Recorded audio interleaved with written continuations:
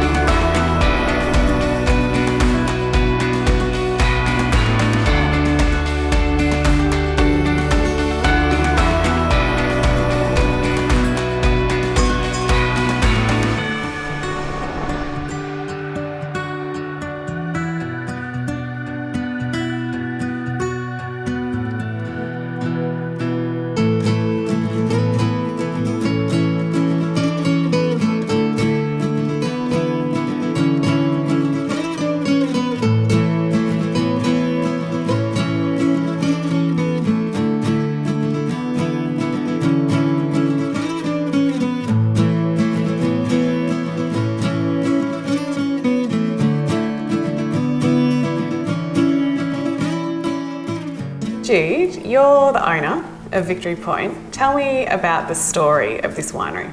How did you get here? In the 80s, my husband and I were coming down to Margaret River, as most Perth people do, enjoying the beautiful environment, fishing, surfing.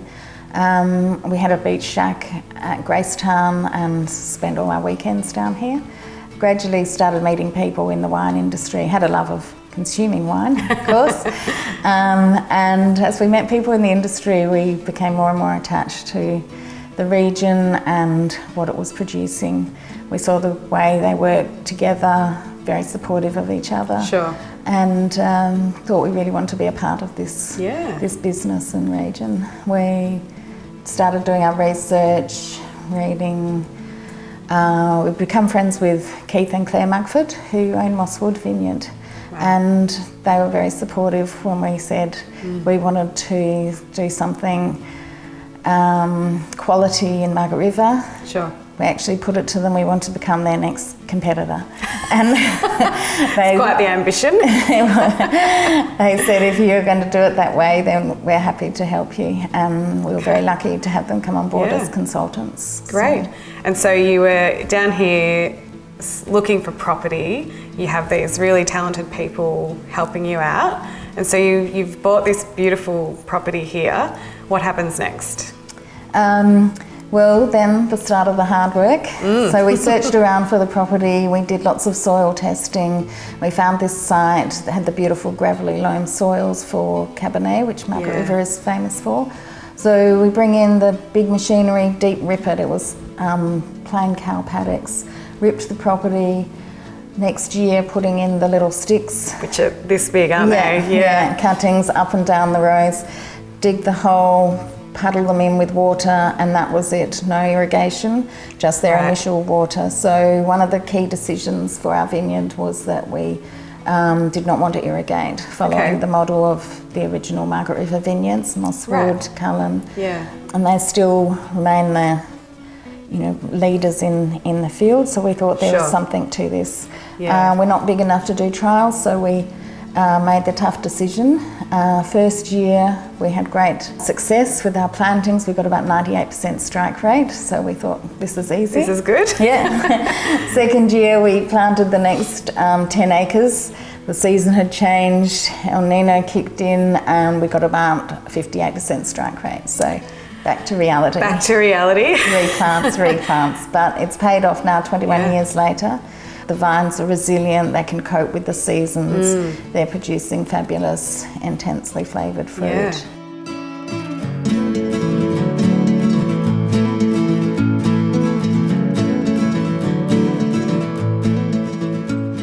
So, Colin, I'm delighted to be here in this beautiful Victory Point vineyard.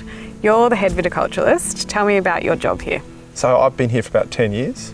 It's a beautiful vineyard to work with. So, you know, it's a real pleasure to be in a vineyard as strong as this that consistently performs every year. Okay. So it's a real pleasure. And what's your take on the 2019 season? Oh, I think it was like, you know, probably one of the ones where it was a lot of pressure to get things right and you had a lot of different factors, but that's how you make diamonds.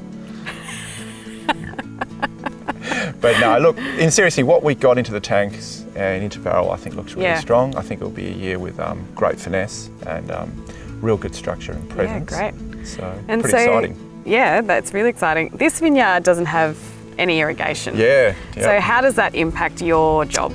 I think when you start your planning process, you sort of look at what the vineyard's capacity is, and that's a consideration you make here. And it's great with the Burson family and the Victory Point wines is they've decided to make the best wines they can. Yeah. So in a sense, the irrigation thing really matches with their philosophy. So we're going to try and make the best wines we can. We don't really have to push a vine in particular. Sure. So it's a case of finding the balance and saying, all right, we'll set it up to hold a certain amount, and then we will go through the season and say, well, is the season supporting that original plan, or how do we need to change that plan as we go? Okay. So this year was quite a mild season. It didn't get a lot of rain though. So in the sense that we had a few rains at the wrong time and a few at the right time, but we were working with a lower sort of capacity of soil moisture. Okay. So we have to sort of change the plan a little bit in a non-irrigated vineyard. We can't sort of step in and intervene as you would in an irrigated vineyard and change things. So you have to say, okay, well, we've got to get through with the best possible crop we can and ripen it the best way we can. So how much can we afford to carry? So is that a matter of saying, we've got this much water in the soil and that translates to a certain amount of grapes or kilos per vine? Is that sort of how you approach that? I think it is probably in the end point, but the point I probably concentrate more is looking at the canopy and saying, okay, you know, what can this canopy do to ripen this crop and the capacity of that horsepower and looking and saying, well, that's the factory and we need to keep that functioning to a point that we can ripen the tannin to its best.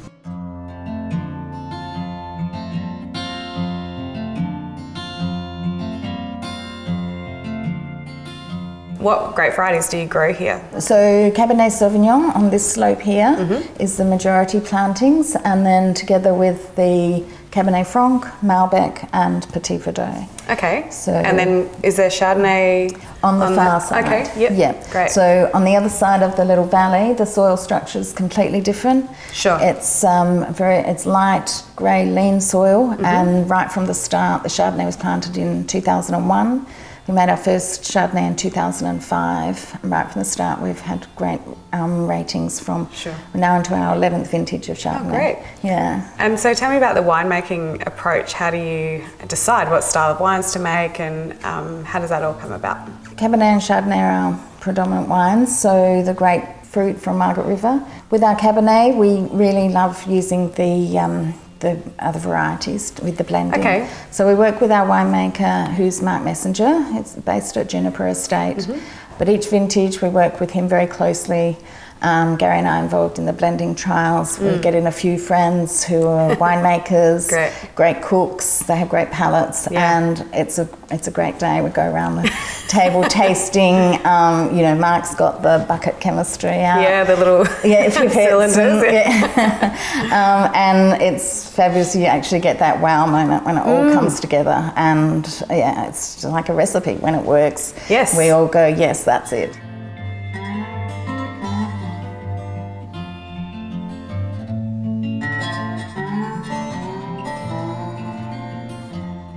So talking about ripening tannins, so tannins mostly in the skins. Yep.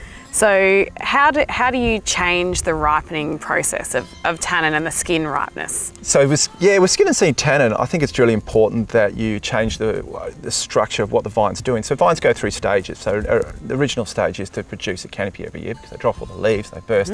But a really important thing with Cabernet is to find a point in the season when it stops being vegetative. Okay. And all the hormones then change, and then the job of the vine will then change to ripening the crop. Okay. And that's so important in Cabernet, and between a really good Cabernet site and a really bad Cabernet site, that's probably one of the biggest fundamental differences. Right. That timing of when the vine says, I'm finished with my canopy, Yep. I'm going to stop producing green flavours now, and now I'm going to ripen what I've So they're got. sort of directing Definitely, sugar and flavour compounds into the grapes, Yep. yeah? And they, rather than producing new sort of capacity, it says I'm going to really ripen and that sort of, you can really tell on the stalk and on the canes. And it will say around January, like a really good site, the canes will start lignifying and going beautiful red in colour. Right. And you'll know that's a really good sign because that's happening inside the berry as well. Okay. That tannin ripeness is starting to go in through. the seeds and So there's always really good indicators, but if you've got a canopy of Cabernet that's still very green and fresh and alive, well, might be good for Roseau. And probably not a really fine Cabernet. Not a really fine Cabernet. Whilst filming the Cellar Door in the Margaret River, our crew chose to stay at the River Glen Chalets. Set on 7 acres of stunning bushland, surrounded by manicured gardens, each chalet is spaciously designed and perfect for couples or families. Make River Glen Chalets your home away from home. Visit riverglenchalets.com.au today.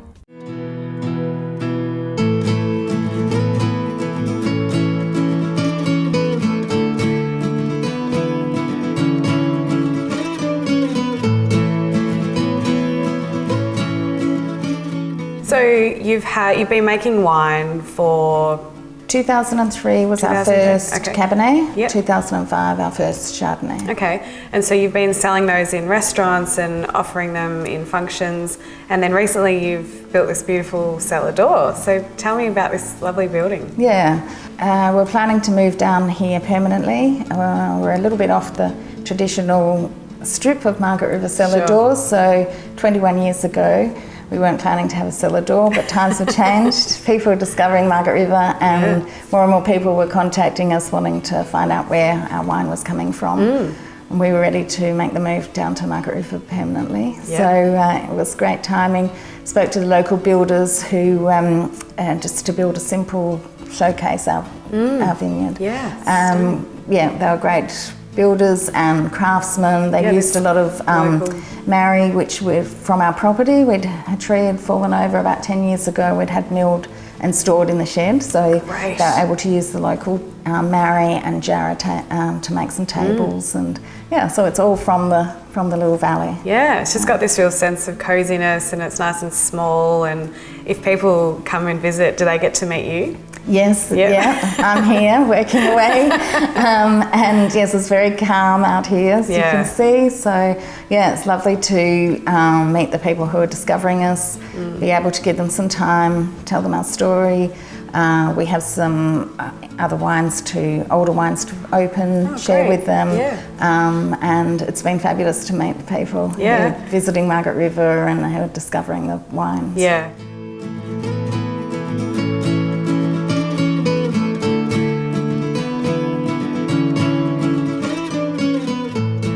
And then how does the slope of a site like this affect a grape variety like Cabernet? Perfectly, because that sort of ties in exactly to what we're talking about. So if you've got a lot of water in your soil, then it's going to give signals through the hormones to the vine to say, keep growing, I'm happy, I've got plenty of resource.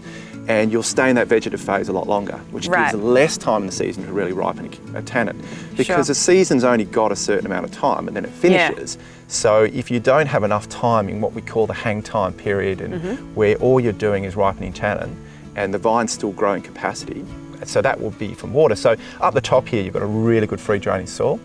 And so it's going to drop that out and you're going to get a hormone signal that's going to come in from the roots to say, whoa, things have got a bit dry down here.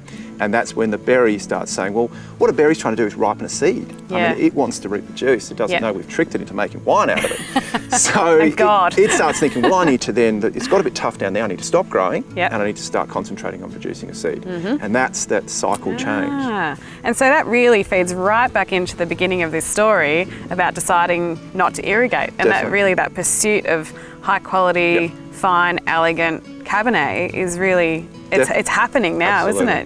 From that hard work in the beginning. And then, you know, with that pursuit, if you're taking it to a site that wasn't right for it, you know, it wouldn't work, but this site just works so well. It just, it's all in balance with what it's trying to do. And you can see that through the wine quality as well, and obviously all the accolades.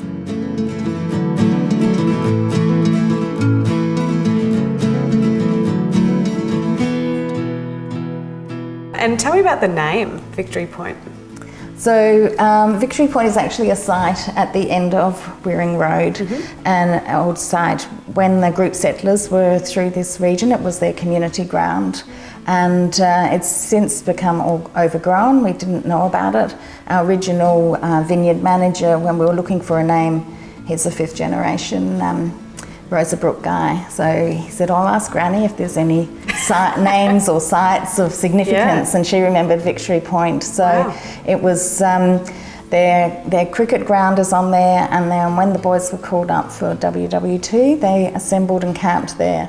And there's still the mounds from when they practiced digging trenches. From there they were sent off to war, but on VE Day everyone gathered back there, raised the flag and celebrated victory. So that's really it's a great bit of local history to keep alive. Yeah, absolutely. And it's a great name.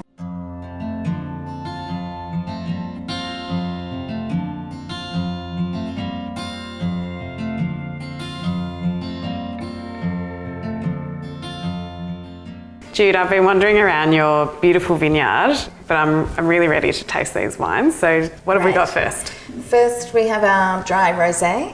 Great. So a lot of research went into this wine. We were over in the south of France tasting all those beautiful dry rosés right back 2008. So 2009 we made our first rosé, again showcasing that Malbec variety that we love here. Over the years, the combination of the fruit has evolved. This wine is made from Cabernet Franc, Pinot Noir fruit, and just a touch of the Malbec. Great. So, and so you've made it in that sort of provincial style. So it's a dry rosé. Yes, dry rosé, showcasing those nice spicy varieties, and just the fruit sweetness coming through. Yeah, great. A little bit goes into neutral barrels, so it gives it a bit of texture and makes it a great food wine too. Yeah, fantastic.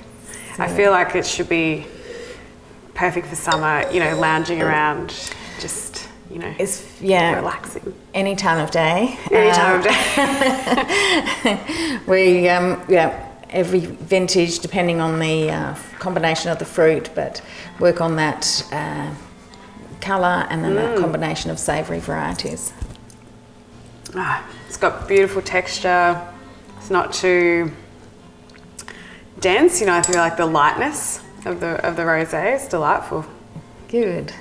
We had fun bottling a few of these Jeroboams too, each vintage. So we just do 50 a vintage, and surprising how fast they disappear I was at a going to party. say, how many people for those do it? And it doesn't take long at all.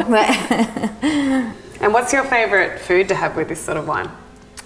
I love those spicy kind of anchois dips. Oh, right, Beautiful. The wine holds up against those. And then, of course, in Margaret River, we've got all our beautiful seafood. I was just about to say seafood. Yeah, with a hint of pepper through them, salt and pepper squid.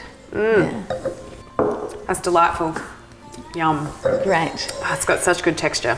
Then we have our beautiful Chardonnay. As I mentioned, I love Chardonnay, and all of those characteristics come together. So I would say I love pouring it in from the carafe, show off the colour, get all that air into it. It's got to be served at the room temperature. How come you serve it at room temperature? It just brings out all those aromas. It's makes it alive. Those little characteristics, they just blossom with a bit of oxygen. Yeah, so, and the colour's extraordinary. Yeah, this is our 2015 vintage. So we sent this vintage Cabernet and Chardonnay to the International Wine Challenge in London this year, and we came back with the gold and silver medals for them. Wow, so congratulations. We're very excited. Yeah. And these are such beautiful glasses. What a treat to have these at the Cellar Door. Well, when you put all that effort into the growing the vines 21 years down the track, you really want to show it off at its best. And it's fabulous being able to share it with people and see them appreciate it. So talk me through where this Chardonnay fits in the world of Chardonnay. Well, with the combination of the 5 different clones, we have lots of characteristics that just come right from the fruit. James Halliday once described one of our vintages that if there were a pendulum of the characteristics of Chardonnay from the heavy oak style right through to the lean, lighter style, Victory Point would fall in the middle, which is what we're trying to achieve. Yeah, I think that's a lovely description. Yeah, so it's powerful but still aromatic and light at the same time. Yeah. Up front you get the essence of the clones, the Dijon clones, but you still get that nice bit of Margaret River depth and length of flavour on the palate at the back. Absolutely. That's quite the wine. It's gorgeous.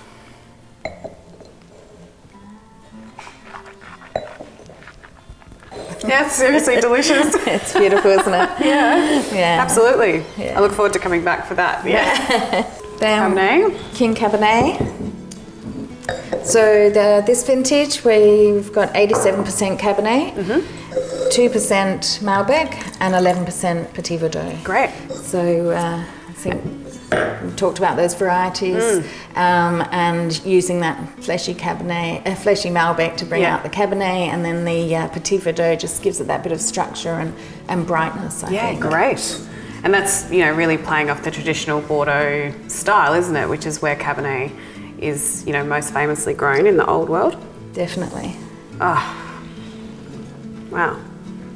I think I described this as Margaret River in a glass. Yeah, absolutely. And the density of the aromatics is extraordinary as well. Yeah. And nice to have an extra bit of time in bottle as well. I think that they really start to sing. Well, from the outset, I was showing the wines myself, so I needed to make sure they were showing beautifully to get a foot in the door. Absolutely. So we kept them back for a couple of years in bottle, and it's kind of put us in good stead now because we've got these wines with a bit of bottle age on, drinking beautifully, but happy to say they will sell easily another 10. Yeah, because there's a attention to this that we'll see it through, but gee, it looks good now. Yeah. And it is really lifted. Is that the Petit Verdot? We think so. Getting through. Yeah. Again, it comes down to the fruit from our site. Those varieties just really seem to bring a lift to it. And it's youthful and bright and energetic, and it's delicious. You should be really happy with that. And a gold medal at the International Wine Challenge. It's a big deal. It is, You must be pretty happy with that. It was great timing. We opened the cellar door, received these medals, and it's been wonderful to be able to share 21 years of hard work with the people who are discovering us. Yeah, absolutely. And also Gourmet Traveller awarded you recently. What was the story behind that? Yes, the best small cellar door in Margaret River. Oh, wow. So after 5 months of having the cellar door open, it's wonderful. Brilliant. Really being able to bring the whole business together and showcase the site and the wines and meet the people. Yeah, brilliant. Oh, thank you so much for the tasting. Absolutely blown away by these wines. They're really extraordinary, so you should be very proud. Thank you. Pleasure. Cheers.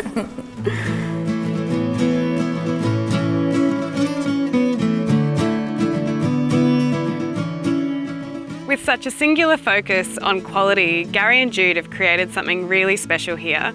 Victory Point is a place of real conviction. Next up though, we're headed further south to explore some producers of the Great Southern region. Stay tuned.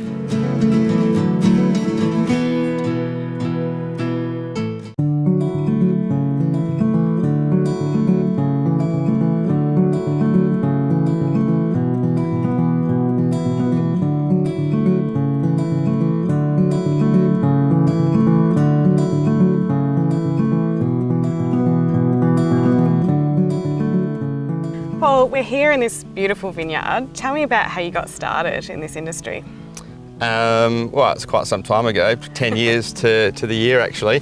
So 2009 our business started under Paul Nelson Wines, but it started a long time before that. My parents started a vineyard, or planted a vineyard down here in Denmark actually, and that sort of got me involved in the interest in growing grapes. And it wasn't really until going to university and studying viticulture and going on a wine trip to Bordeaux that I sort of fell in love with the romance of making wine. Yeah. And then just the progression from there, moving over to winemaking and really becoming engrossed in where wine comes from and that sense of place and really capturing that history in the bottle. Right. It's something that's really important to us to this day. Yeah. How did you tackle this vineyard? Because it was in a bit of strife when you settled in, is that right? Yeah. Caribou holds a really important piece of history in the Great Southern and Denmark. This is the oldest producing Chardonnay and Pinot vineyard, and awesome. We were a young family when we first moved down here, and coming across this vineyard when it came for sale was just right place, right time. And it's now become a really important part of our business. Yeah, sure. It took us 2 years to get it up and running again. It was a little bit neglected prior to that. And it's just a lot of manual labour and hard work has gotten to this point. So we're in the Pinot rows, and is there also Chardonnay here? Yeah, so 50-50. Okay. Each block comprises 50% Chardonnay and Pinot, and then there's a top block as well. And what are the conditions of a vineyard like this? Can you give us some perspective on climate, soil type, that type of thing? So Denmark is a really interesting viticultural region. The undulations, the terroir, the aspects are really important down here. North-facing slope, which is what this is hugely important to the ripening of fruit every year. We are facing north-south at the moment, so we're surrounded by a huge array of carry trees, which to grow on carry soil, to produce massive trees like this has to be quite fertile.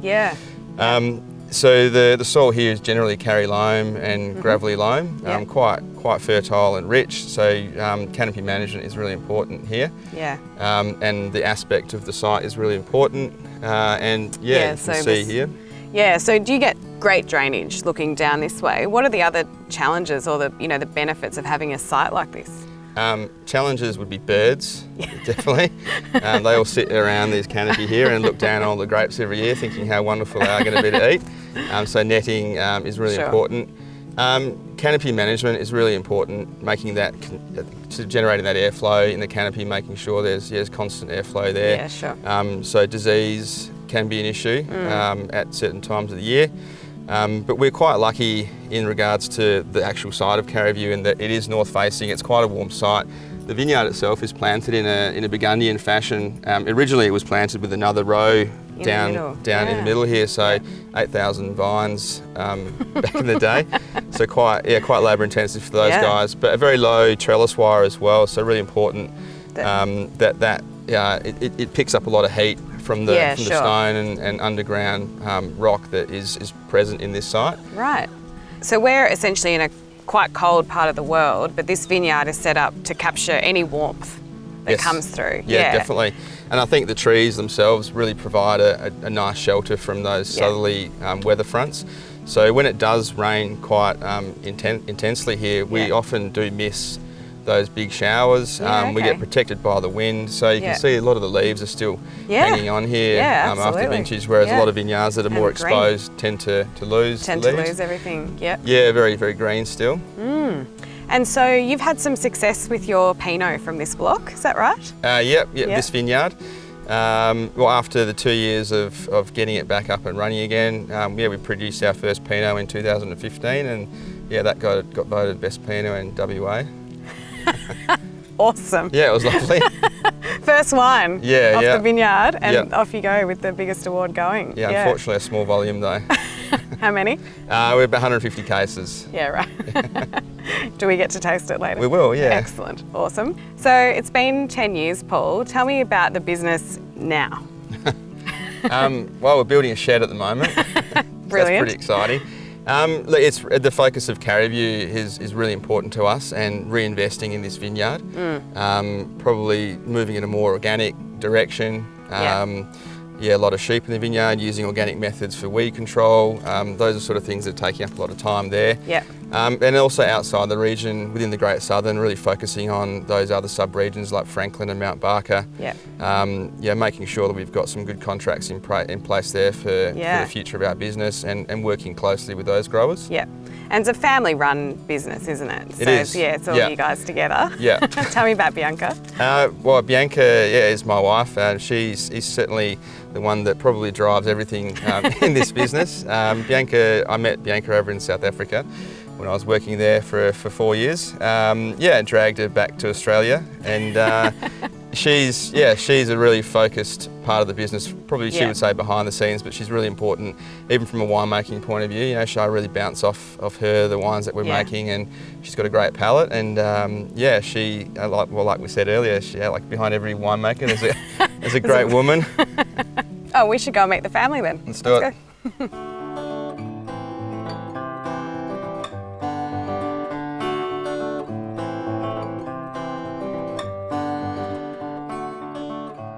So guys, I've made it to the Cellar Door. Bianca, tell me about your involvement in the business and your history here. Well, my involvement in the business is, I suppose, a supportive role in the background. I keep all the wheels turning, make sure everything runs smoothly. So Paul's a winemaker by trade, and he makes our wine and runs the vineyard, and stylistically chooses what directions we're going in with the wines, and he involves me in the tastings, so I'm sort of his guinea pig for the blends and the vintages. And then, I sort of just manage the marketing and sales and run Cellar Door. Yeah. And look after Livy and... Livy. So pretty full-time. How did you choose this place? Well, I suppose Great Southern first was the natural direction for us from a winemaking point of view. As you know, there are two main regions in Australia, and it felt like Great Southern was almost similar to the winemaking experiences that I had overseas. It was more frontier winemaking. There was a lot of exciting things happening down here. And so we started off making wine here in 2009. Caribou itself was purchased in 2013. Okay. And when it came onto the market, it was a bit of a no-brainer to really have that extra dynamic in the business that put a face to our brand and gave us an opportunity to also have our own vineyard and a place that we could sell wine from directly. Yeah. So with the Cellar Door, you're open... School holidays. Mostly just school holidays, yes. Yeah, cool. Public holidays, and then appointment-only tastings, which we find is a better way to engage drinkers. Yeah. So you have people that are really driven to experience Caribou and Paul Nelson wines, and they come here, and we hopefully give them the opportunity to experience those wines and directly engage with them. Yeah, because it's you guys that are running the Cellar Door, isn't it? So when you visit, you've got this fantastic insight into the region and into your style of winemaking as well. Yes, correct. Yeah. And I think the Great Southern is probably one of those wine regions in Australia where chances are if you go into the Cellar Door, you will meet the person that owns it and operates it and works there, and that's their life and their business. Yeah. So, visitors to the region are quite lucky to take advantage of that. And there seems to be such this beautiful community here of people that really care about what they're doing, and it's not the easiest thing to do, but they're determined. Yes, it's a small guys... town sort of community network. Yeah, absolutely. And so talk me through, so you've got the vineyard here. Yep. And then you're sourcing some fruit from other regions for your Paul Nelson range, is that right? That's correct. Yeah, so we source mainly in the Great Southern, Denmark, Franklin and Mount Barker, which are the two other sub-regions that within the Great Southern. So, and a huge variety of climates and soils through the Great Southern too, so it's really important part of our business to showcase those varieties which respect those regions. Yeah. We do a little bit out of Ferguson Valley too, which I think is a really exciting region to the north of us, closer to Perth, but real hotbed for alternative varieties. So anise and gamay, for example, we take out of there, and we're also now looking to plant those varieties in the Great Southern too. So hopefully we'll do a Great Southern arm and we can compare those two wines down the track. Yeah, trying to sort of look forward and meet sort of the changing drinking styles and cultures. And also it's a wonderful thing not to be bound by just the classics. You know, to be able to create wines that are exciting for you guys as winemakers, but also as drinkers. and for your Absolutely. customers as well. Yeah, the diversity is so significant, I think, and really exciting. That's right. I mean, we're not just wine producers, we're wine consumers and Yeah, wine drinkers. yeah, absolutely, and that's what makes it such a beautiful brand. Yeah. Well, I'm looking forward to going to taste some wines, so we better head inside. Yep, no worries, sounds good.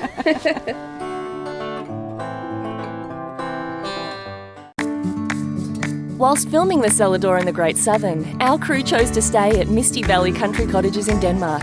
A fantastic family farm stay or a cosy getaway for two. Find out more, visit mistyvalley.com.au today.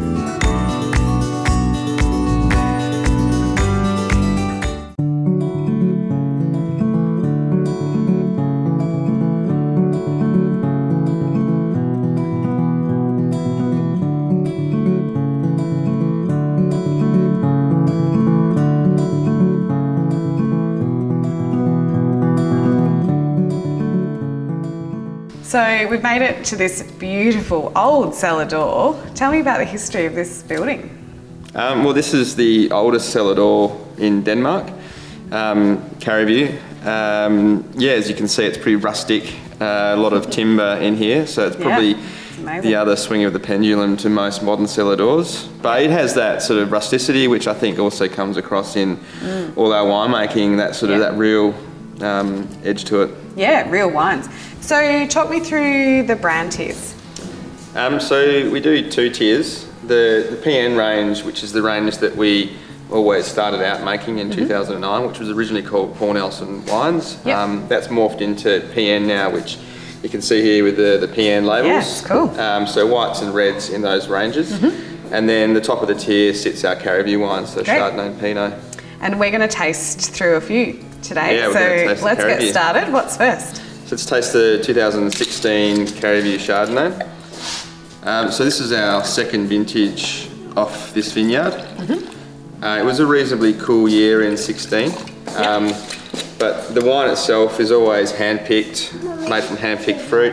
It always gets 100% new oak, barriques, and 100% malolactic fermentation. It's always been made in that manner. Yeah, okay. So a bit of an old school style Chardonnay, but one that I suppose appeals to a small audience, but an emerging audience as well. But there's also a lot of skill involved in making this style of wine, isn't there? Because you still have to consider the fruit and the vineyard and the balance and the season. So I'm looking forward to... It's always a very nervous time of year when we decide when to harvest.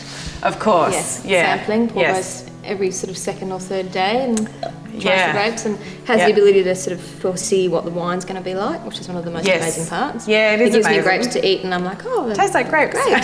But you can actually appreciate the acidity and the sugar and the flavours that are going to develop. I think the one thing that has come out of owning a vineyard is the traditional ways of looking at fruit in terms of analysis and maturity, as opposed to now, which I think there's more a degree of psychological ripeness when you actually think the fruit is ready as opposed to when it's sugar ready. And that comes across in the styles of wine too, because that's when I see the wine that I want to make is in the vineyard and where the fruit's at and what spectrum of ripeness. Yeah, and so this has got real depth and power, doesn't it, for this style of Chardonnay? It's extraordinary. For 100% new oak as well, I think it wears it pretty well. Absolutely, And I think a wine that is going to age really well. There's still that lovely fresh minerality, that oyster shell acidity, which comes across, and that's 100% malolactic fermentation as well, so it was pretty racy at the beginning. Yeah, I bet. Yeah. And so there's an original wine here that you've got out for us as well. So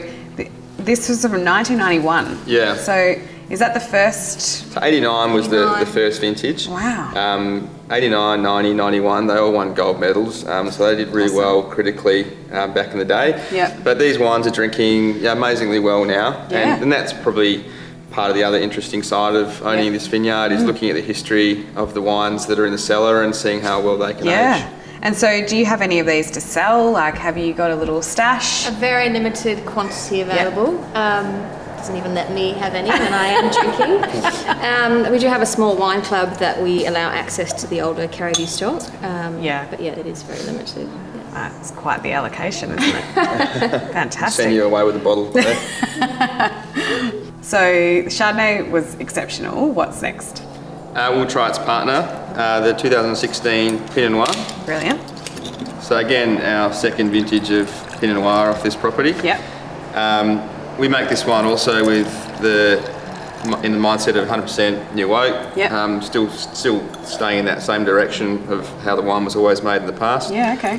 This wine actually gets around about 20% whole bunches, so Okay. not a lot of maceration from a fermentation point of view, but really lovely depth and concentration on the palate. Yep. I think it's a really pretty wine that sort of Smells. steered in the direction of that old school style with that sort of savoury, mushroomy earthen aspect. And so when you say whole bunch, what does that give to the wine?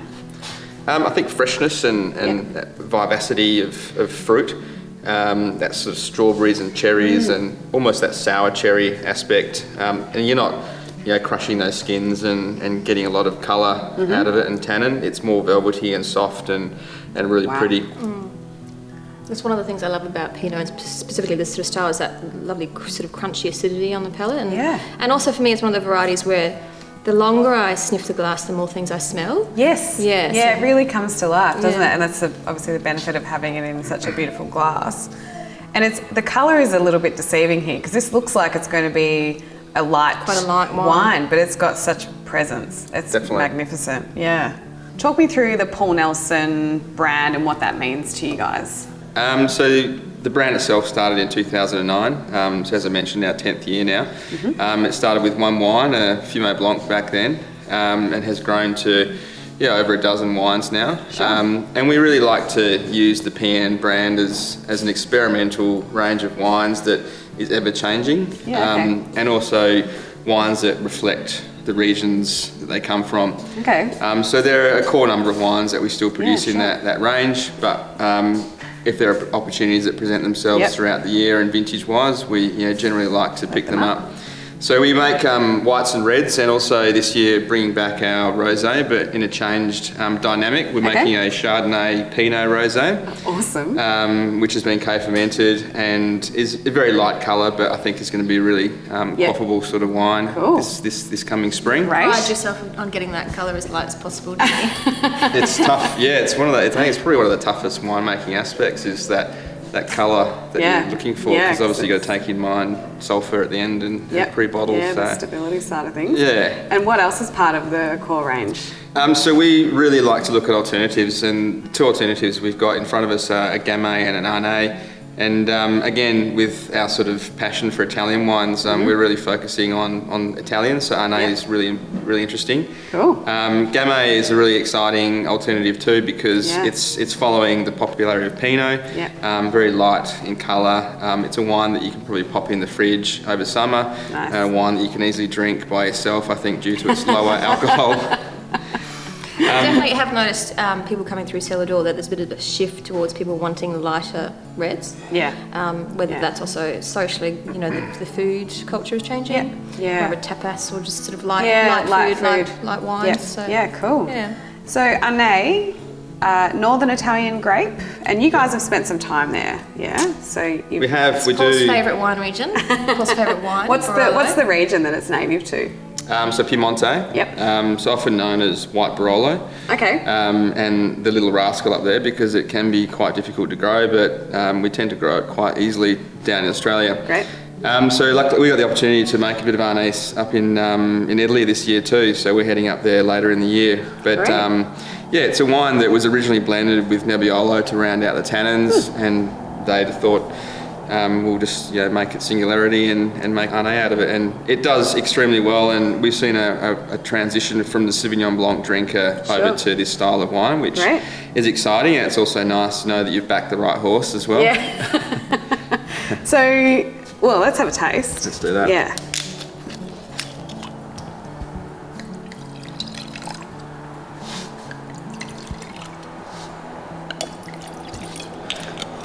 So this is our 2017. Yep.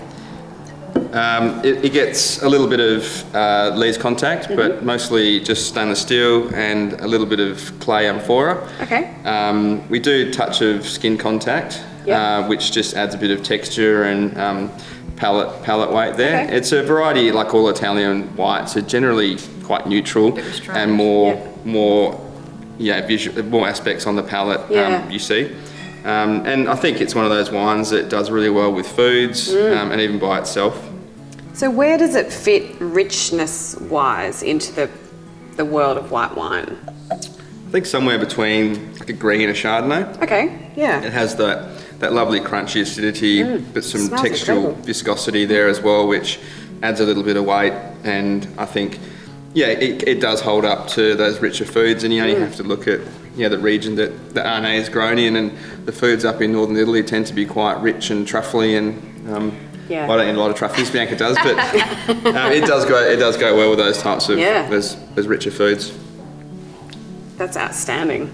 It is that really crunchy, it's like an almost pear, appley flavour, some florals. Yeah, you can sort of see why the SBS or SSB drinkers sort of can naturally gravitate towards that. Yeah, absolutely. And the little bit of texture, I guess, from the amphora ferment, but also the skin contact is just giving it something to... it's a very interesting Yeah, it's wine. dynamic. Yeah.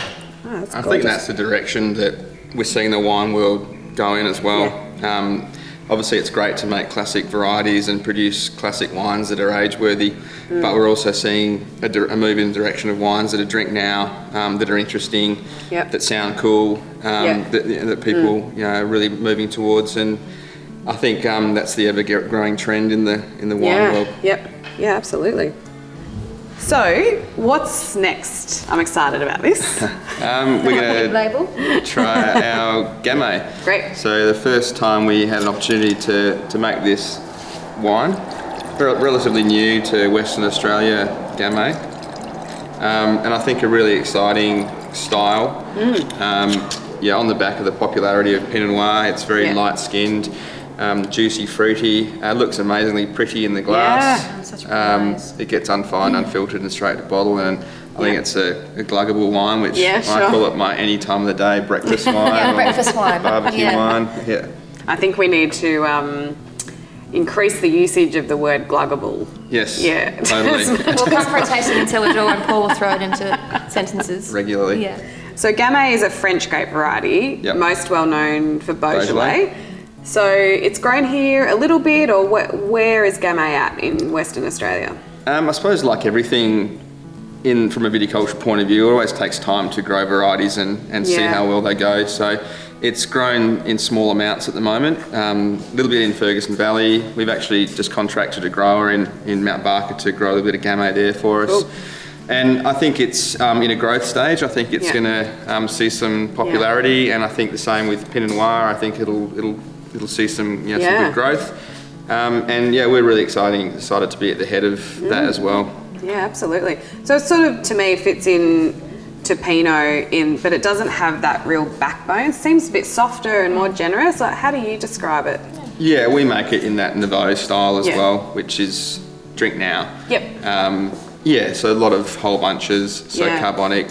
Fermentation, really sweet, juicy, fruity characteristics on the palate there. Gorgeous. With not much tannin, and I think it's probably 1 or 2 steps away from being a rosé. Yes, just about. Smells so good. I wish I could have a sip. And again, a variety. We touched on the sort of the low alcohols earlier, and wines that people want to just have a glass off with antipastos and smoked meats and cheeses, and have a glass of something else. And we're seeing a lot of interest in the on-premise market for these varieties and wines that people are really intrigued by and are really enjoying, obviously. Yeah. And wine drinkers are sort of more happy to experiment and go a bit outside of the traditional varieties that they know. Absolutely. Guys, this has been such a wonderful place to visit. Beautiful wines, beautiful place. I've just loved every minute of it. Thank you so much. Cheers.